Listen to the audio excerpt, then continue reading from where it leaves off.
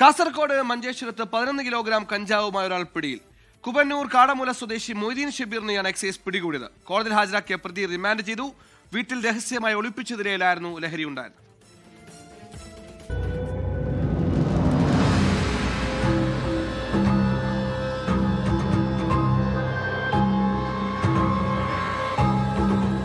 കഴിഞ്ഞ ദിവസം രാത്രി കാടമൂലയിലെ വീട്ടിൽ മൊയ്തീൻ ഷബീർ കഞ്ചാവ് എത്തിച്ചുവെന്ന രഹസ്യ വിവരത്തിന്റെ അടിസ്ഥാനത്തിലായിരുന്നു എക്സൈസ് പരിശോധന.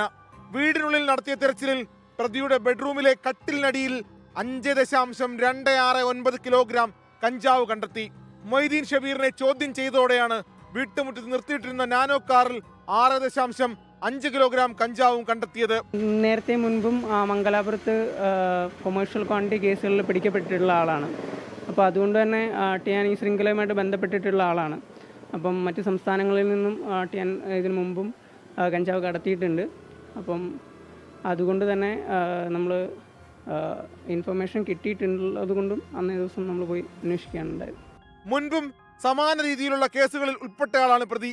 കഞ്ചാവ് സൂക്ഷിക്കാൻ ഉപയോഗിച്ച വാഹനവും എക്സൈസ് കസ്റ്റഡിയിലെടുത്തു. 24 കാസർഗോഡ്.